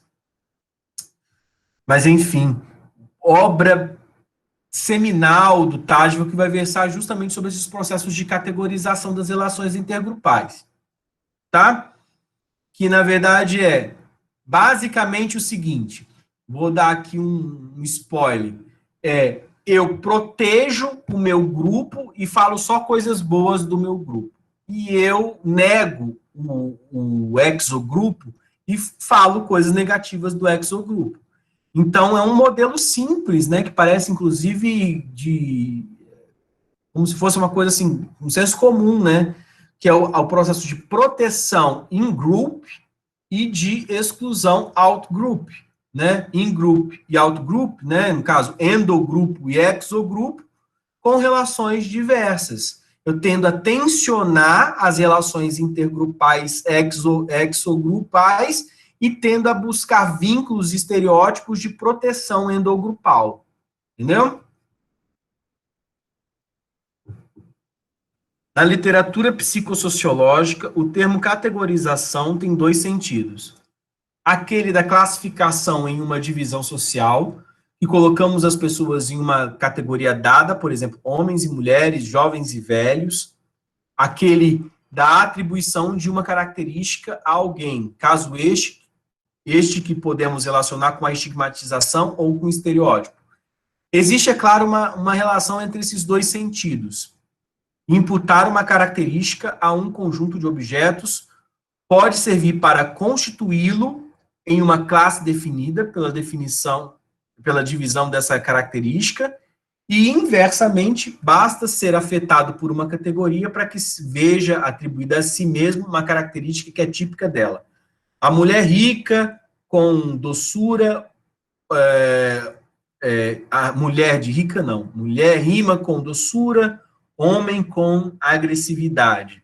Percebem? Esse é o processo de categorização, como se as mulheres não pudessem ser agressivas e os homens não pudessem ser doces. Haveria uma tendência para selecionar e interpretar as informações de que dispomos sobre os indivíduos e os grupos de maneira congruente com o que nós pensamos da categoria na qual nos colocamos. Inclusive, existe a impossibilidade de linguagem ou de estruturação, de comunicação entre as categorias. É colocada essa situação, tá?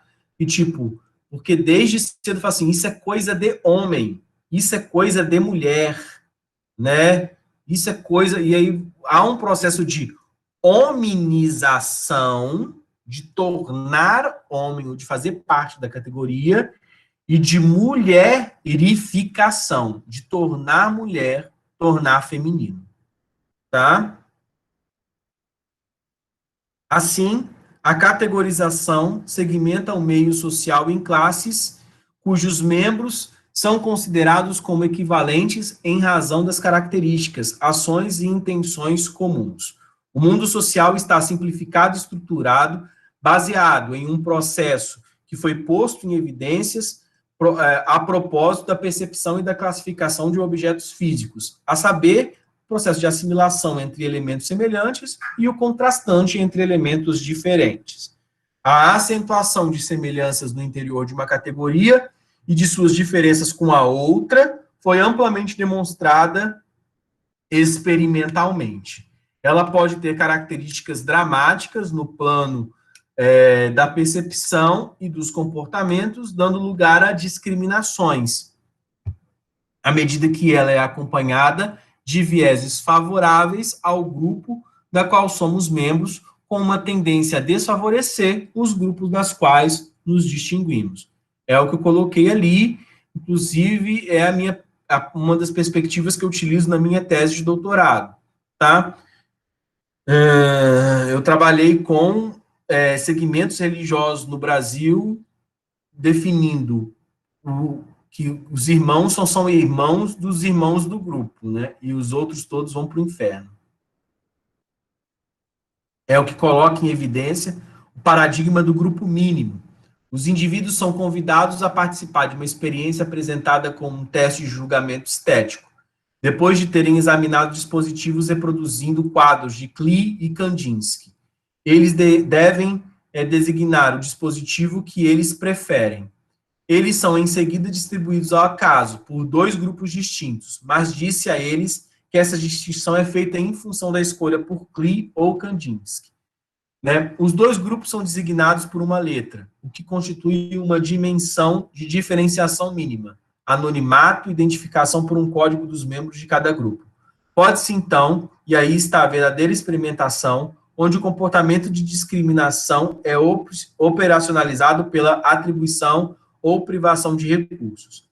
A cada um dos sujeitos para repartir uma certa soma de dinheiro entre duas pessoas, sendo que uma deles pertence ao seu grupo, o endogrupo, e a outra é membro do outro grupo, o exogrupo. Os resultados dessa repartição mostram uma tendência a favorecer os membros do grupo ao qual estão ligados, em detrimento do representante do outro grupo, e a maximizar a diferença entre o endogrupo e o exogrupo. Vocês entenderam, gente? Fez uma divisão aleatória ali, falou que foi porque escolheu Klee ou Kandinsky, não tinha nada a ver com o senso estético, não tinha porquê. Na verdade, se formaram dois grupos aleatórios, e na hora de dividir o dinheiro, as pessoas sempre davam mais dinheiro para quem era do próprio grupo. Entendeu? Mesmo que não conhecesse a pessoa, que não tivesse uma relação construída afetiva, que não esperasse nada em troca, só por pertencer ao grupo que gosta de Kandinsky ou de Klee, você tentava favorecer o seu grupo. E é isso que acontece, via de regra, na estrutura intergrupal. Né? A gente tende a beneficiar os nossos e a tentar desprivilegiar os outros. Eleitoralmente, isso tem muitos impactos. Né? A escolha de lideranças dentro do grupo de vocês. Você tende a querer que as suas lideranças sejam representantes dos seus grupos ou dos interesses dos seus grupos. A explicação desses vieses refere-se à força da necessidade do pertencimento social. O engajamento e a implicação emocional com relação ao grupo ao qual pertencemos conduzem a nele investir sua própria identidade. Inclusive, você abre mão de certas características suas para adotar certas características do grupo a que você faz parte. A imagem que temos de nós próprios encontra-se assim ligada àquela que temos de nosso grupo, o que nos conduz a defendermos os valores dele. A proteção de nós incitaria, portanto, a diferenciar em seguida e excluir aqueles que não estão nele. Mas os indivíduos pertencem todos a diferentes categorias, de gênero, de profissão, de nacionalidade, etc. Além disso, outros modelos cognitivos inspirados no modelo de protótipo puseram em evidência o fato de que a categorização não corresponde sempre a uma determinação estrita dos critérios de classificação. Os grupos têm limites imprecisos e a inclusão em um deles pode-se fazer seguindo a semelhança. A parecença, né? Parecença familiar, que nós apresentamos como um exemplar típico, o protótipo que encarna as propriedades que identificam o grupo. No nível interindividual, né, já não é mais intergrupal, né, entre grupos, mas entre pessoas, o caráter impreciso e plural dos pertencimentos pode incidir no processo de diferenciação categorial e ter uma incidência sobre o modo através do qual os indivíduos se situam em relação às pessoas que compartilham com eles num desses pertencimentos, diferenciando-se em um ou vários outros e, portanto, em relação à tendência e excluí-las ou discriminá-las. Essas modulações foram estudadas por diversos programas de pesquisa realizados na Europa e na Suíça, na sua maioria, que apresentam o interesse de pôr em evidência os laços entre os metasistemas de relações sociais e o modo como o qual se opera a organização cognitiva do ambiente social. E aí, obviamente, nesse suíço aí, nós estamos falando aqui do professor Willem Duase.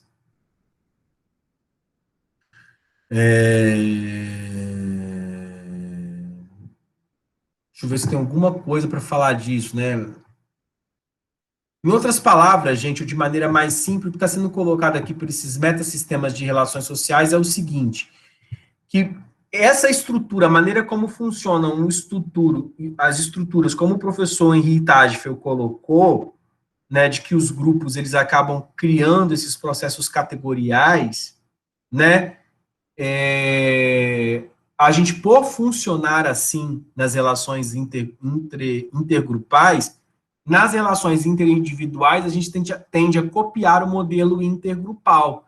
E por uma pessoa possuir, então, algum traço do grupo, a gente já tende a colocar essa pessoa naquele grupo, mesmo antes de saber se ela, de fato, pertence àquele grupo ou comunga com as ideias e com os saberes e fazeres e, enfim, com a construção daquele grupo, com as características daquele grupo, só porque possui uma característica.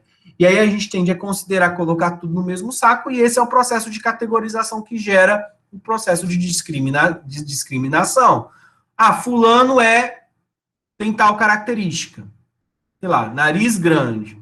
Ah, lá, ó. Ele faz parte do grupo dos narigudos. E o grupo dos narigudos tem essa característica. E aí, então, por conta do nariz grande, esse sujeito é estereotipado como pertencente daquele grupo, mesmo sem você saber que ele é daquele grupo, e porque você já discrimina e tem preconceitos com relação àquele grupo por conta da sua proteção grupal, você diz, então, fulano parece ser daquele grupo. Então, fulano é isso, aquilo. Você nem conversou com fulano, você não sabe se ele participa daquele grupo, mas construiu suas estereotipias, e aí, então, da estereotipia, você conduz o processo de discriminação, e do processo de discriminação, o processo de preconceito. Certas organizações sociais favorecem o uso de categorizações nítidas e contrastantes. Outras implicam que se leve em conta processos como o do protótipo ou o cruzamento dos pertencimentos categoriais. Essas modulações que a gente tem diferente, né? Tá naquele grupo, mas não tá tanto. Ele está em outros grupos também. Essas modulações afetam as tendências para discriminar e excluir os membros dos outros grupos, e sem dúvidas as justificativas que as fundamentam. Tomemos o exemplo de uma série de experimentos que evidenciam a diferenciação pelo gênero. Ela mostra que a simulação intragrupal e o contraste intergrupo são marcados de modo radical nos grupos dominados ou desfavorecidos e atenuados nos grupos favorecidos ou dominantes. Pode-se extrapolar este resultado para aproximá-lo daquilo que foi chamado de fenômeno pequeno banco, isto é, a propensão das camadas colocadas no nível inferior da hierarquia social branca para discriminar as pessoas de cor. Lembrando, gente, que branco também é cor, tá? A questão aqui toda passa o seguinte, para a ideia de que você tenta atenuar, você tenta criar uma hierarquia e aí criar segmentos dentro do processo de discriminação, até para que as pessoas se sintam bem com o seu processo de categorização. Tá? De um outro ponto de vista, essas experiências indicam que o modo de se relacionar com o seu grupo é tributário de status que este último goza socialmente. Nos grupos dominantes, haveria uma acentuação das particularidades e uma diferenciação das identidades, enquanto que os membros dos grupos dominados manifestariam uma tendência a uma homogeneização e a definição da identidade social, fundando-se em características atribuídas a este grupo. Isso nos leva a considerar os efeitos da categorização social e mais generalizadamente dos preconceitos e estereótipos em relação àqueles que são alvos deles. Então, tenta-se criar uma comunicação, um diálogo, mas que geralmente é apartada pelos processos discriminativos ou discriminatórios. Sublinhamos no passado os efeitos negativos das atitudes discriminantes sobre a estigma de si mesmo. Esses foram ilustrados nos Estados Unidos por uma pesquisa célebre, cujos resultados orientaram, na época, as decisões do Congresso americano. Crianças negras, convidadas a escolher entre bonecas negras ou brancas, exprimiram maciçamente sua preferência e identificação pelas bonecas brancas. Recentemente reproduzido, porque não existia boneca negra. E aí, então, quando vê não se identificam. Recentemente reproduzi, por isso, inclusive, eu vou lembrando das coisas e vou colocando, né? Por isso, artesãs negras começaram a criar mesmo e a lutar pela necessidade de existirem bonecas negras para haver processo de identificação. E isso virou, inclusive, lei, que obrigava, então, a indústria de brinquedos a fabricar bonecas de várias etnias, de várias raças, tá? Recentemente reproduzido, este estudo não foi contestado, como também não são as asserções que dizem respeito à baixa estima de si mesmo e a construção de uma autoimagem e de uma identidade negativas que caracterizaram as pesquisas produzidas em torno das consequências da discriminação racial até os anos 70. Tá? E existem, então, grupos hoje de psicólogos sociais empenhados nessa discussão antirracista, né? E aí eu lembro do professor Emanuel, da Universidade de Sergipe, que também faz parte do nosso grupo de estudos, né?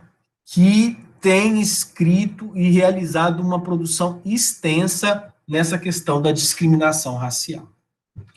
Essas últimas mostraram sentimentos de insegurança e de inferioridade imputáveis a um status marginalizado, privado de prestígio e de poder, e a interiorização das imagens negativas vinculadas na sociedade, tanto quanto de uma patologia social ligada à imbricação de múltiplos fatores. A exclusão, limitando as chances sociais, provocaria desorganização familiar e comunitária, socialização defeituosa, perda dos sinais identitários, desmoralização e etc. Então, vocês percebem aqui que os processos de exclusão não são impunes. Quer dizer, não tem, não produz resultados apenas no campo do simbólico. Porque tem gente que pensa assim, o processo de discriminação é só uma pessoa que discrimina o outro, mas não tem nada, não tem consequência. Tem consequência, sim. Tá? Igualmente, análises que são aplicáveis em numerosas situações de exclusão, como são, aliás, as que concernem aos efeitos autorreguladores dos preconceitos, interiorizados por aqueles que deles são os alvos, induzem entre eles comportamentos que confirmem suas expectativas positivas e negativas. A crítica feita a essas análises se apoia essencialmente em pesquisas realizadas na comunidade afro-americana. Ela leva em conta uma evolução constatada desde os anos 80, com a afirmação de uma subcultura étnica, uma conscientização do pertencimento comunitário e das identificações positivas autorizadas pelos movimentos reivindicatórios.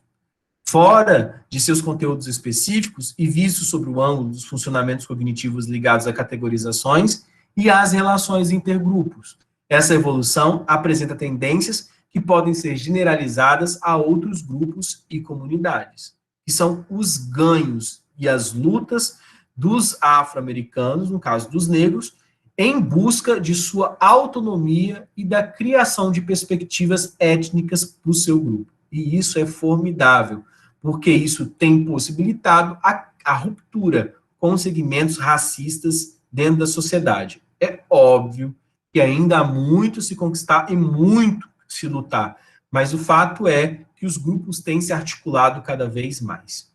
Nós podemos abstrair dos conteúdos que dão suas imagens, as discriminações, seus argumentos aos conflitos e suas motivações às ações? Recorrer aos modelos sociocognitivos centrados no funcionamento mental intraindividual apresenta um grande risco. Trata-se do risco de desvincular as pesquisas de seus contextos históricos e culturais e de perder de vista a função social dos fenômenos estudados pela psicologia social, cuja vocação é a de dar conta dos problemas da sociedade. Então, gente, não adianta a gente fazer isso apenas por conflitos de maneira individual, tá? O processo de discriminação, formação de estereótipo e de preconceito, e obviamente da segregação que pode ser causada disso daí, e dos problemas políticos e econômicos que são originados disso daí, dos problemas migracionais são oriundos também dessa questão, eles não podem ser tratados apenas de maneira individual. mas de fato social, como são um fenômeno social. Como nós mostramos a propósito do acolhimento reservado aos doentes mentais no tecido social, a exclusão se instaura e se mantém graças a uma construção da alteridade que se faz baseada nas representações sociais, que a comunicação social e midiática contribui enormemente para difundir. Preconceitos e estereótipos se alimentam do discurso social e de sua retórica, para servir às forças de poder na regulação das relações entre grupos que se confrontam em situações sociais e politicamente concretas. Bartal demonstra a fecundidade de uma abordagem desse tipo em sua análise de deslegitimação, modalidade de categorização da qual ele estudou os processos e os conteúdos a propósito dos conflitos que opuseram americanos e soviéticos, iranianos e iraquianos, israelenses e palestinos.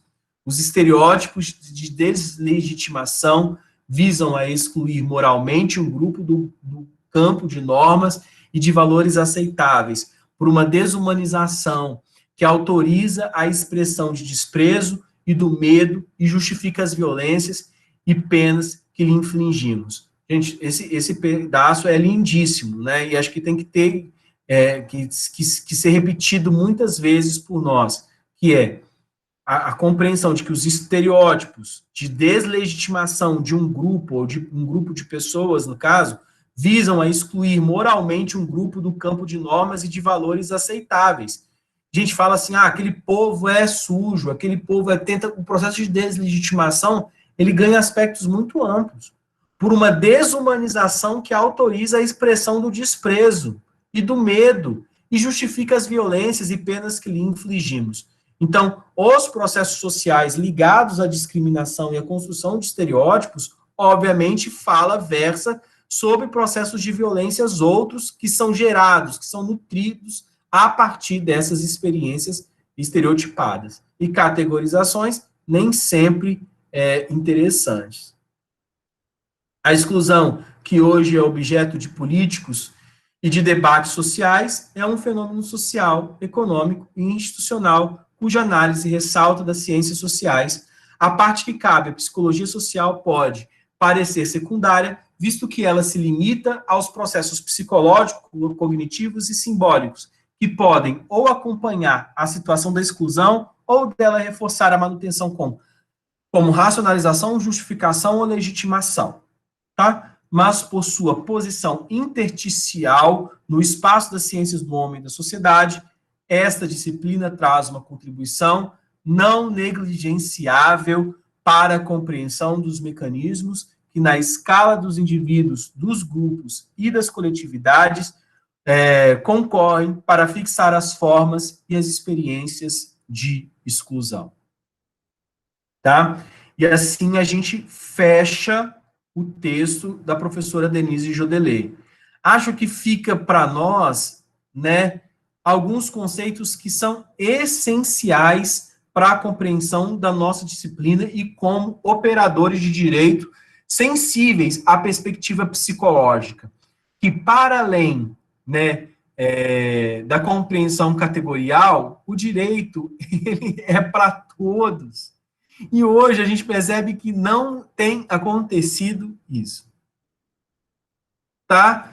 E que os processos de preconceito, discriminação, categorização, enfim, todos esses de estereotipia, eles fundam processos exemplares de descredenciamento, de fragmentação de compreensão de políticas públicas, do acesso ao direito, de acesso aos bens públicos, e, enfim, tem impactos marcantes no processo de construção da violência e da aceitabilidade social. Tá? Para exemplificar isso, já estamos acabando, tá, gente? Para exemplificar isso, eu vou colocar hoje mais um texto para vocês lá, que é um texto do professor Vileme Doase. Tá? Não. Que é este texto aqui, ó. Eu peguei num livro chamado... Deixa eu ver, vocês estão vendo aqui? Estão, né? Conseguem ver? né, que é as representações sociais nas sociedades em mudança.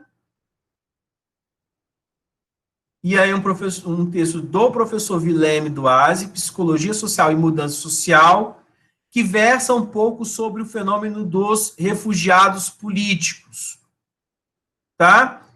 E aí ele vai esbarrar num determinado momento sobre como essas mudanças sociais e como tudo tem acontecido. Ele pega, né, ele coloca para conversar um pouco com o Palmonari, né, da Itália, mas aqui ele vai atingir diretamente a perspectiva do direito.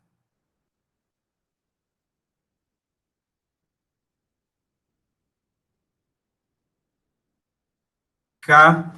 Que é a interpretação da psicologia social na relação com os sistemas jurídicos. Eu queria muito pedir para vocês o seguinte, que antes da aula que vem, vocês lessem. Professor, não vou conseguir ter tempo para responder as perguntas e ler o texto.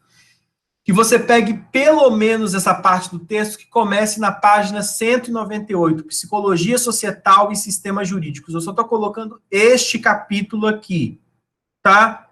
Eu vou conversar com vocês na próxima aula sobre essa compreensão, tá? E mostrar para vocês como a gente vai adentrar os sistemas jurídicos e forenses por essa compreensão da psicologia social com o conceito de minoridade. Tá? Ai, gente, agora vamos ser mais específicos, né? A gente está acabando essa parte teorética inicial, e aí nós vamos partir, então. Vai ter uma aula sobre adoção, uma aula sobre socioeducação, vocês lembram lá do nosso programa, tá bom? Olha, prazer gigante estar aqui com vocês. Queria pedir desculpa por a diferença no método. Eu sei que essa aula que eu vou lendo o texto, ela é uma aula mais cansativa, né? Não é tão bacana quanto eu estou só aqui conversando com vocês e tudo mais, mas eu achava necessário para eu não correr o risco de perder conceitos muito importantes que vão servir de base para todo o processo de conhecimento de vocês. Tá bom? Fiquem bem, fiquem com saúde, fiquem com Deus, fiquem em paz, fiquem bem, tá? A gente se vê então na semana que vem. Beijo grande, tchau, tchau.